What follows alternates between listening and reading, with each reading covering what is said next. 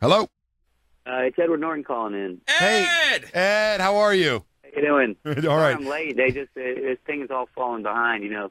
Oh, my God. North Carolina, they take so long. I was just getting ready to fire my morning show producer and partner because this was I was going to fall through. Nope, I wouldn't let you down. Good. On the phone, Ed Norton, it's nice to have you on. You are out. You're not stumping for Barack Obama per se, right? No, I voted for Barack. I'm going to vote for him. I'm a big supporter, but and for many reasons, if you want to talk about it, but I don't. I mean, primarily, what I really think is worth doing is getting younger people to register and really trying to make sure people participate in this election, no matter what their opinions or affiliations, or if you haven't made up your mind. You know, there's I think people get caught out by these registration deadlines and just want to been talking on university radio and at a lot of campuses just to make sure people understand what they've got to do to get registered. Now, Ed, when you vote, do you actually go to your local school cafeteria and wait in line to vote, or do you do some sort of absentee ballot? I almost always vote in person. I live in New York, and I go. It's not a cafeteria; it's just actually a meeting hall. But yeah, I always go, and I love going to vote. I always end up talking to people in line, and I actually get a really great. I remember I get a great feeling doing it. It's so wild to me. I mean, I travel a lot, and I've been to places where, you know, I've worked in China, worked in Africa, and people don't. Places where people don't get to vote. I mean, they treat it like almost like a sacred thing, and then you go in the States and everybody's rolling in, and it just makes you go, wow, this is wild. This whole experiment in people actually selecting their government, and I always like to do it in person. This year I'm working in Louisiana, so I will probably I am going to absentee. I've already sent in. Now, you have to register to vote by this Monday, October 6th. And right now in the state of Florida, there's 400,000 new voters. And I think a lot of those really have to do with Barack Obama. You know, people, you want to call him a rock star. You want to say that, yeah, he's a star. He's got this charisma. And, you know, and there's history here. I don't think it's a negative thing to say the guy is a star and has that kind of charisma about him.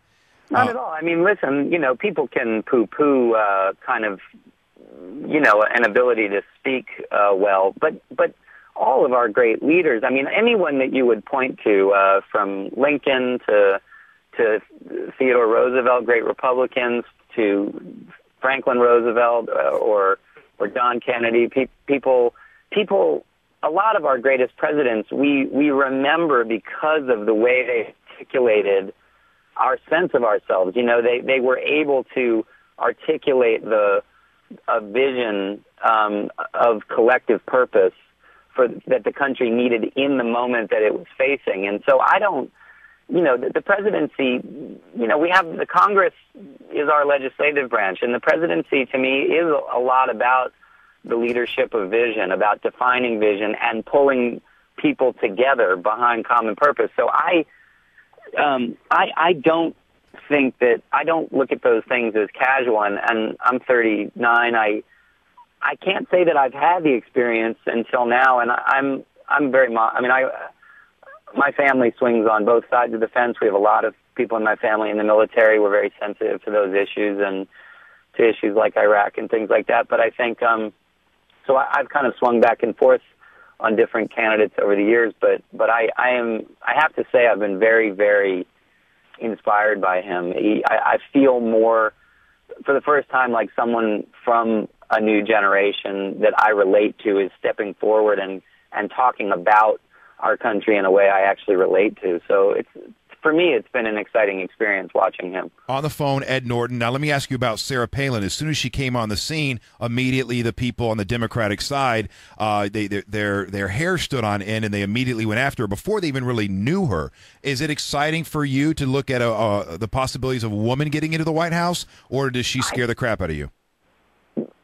I personally don't agree with her on many things. I like watching the debate last night. I wish she would just answer the questions. I feel she's very, very good at sort of sticking to script and getting stuff out there by rote, but I don't hear her actually answering the questions, and that I think that's sort of part of the fact that these guys are trying to position themselves as agents of change, which is just I think I know some people are huge fans of her, but personally I find it hard when the party in power is sort of talking about how they're going to change everything. But that said, I mean, backing out wider, and it's part of the reason I think it is so important for people, whatever their opinion is, to vote.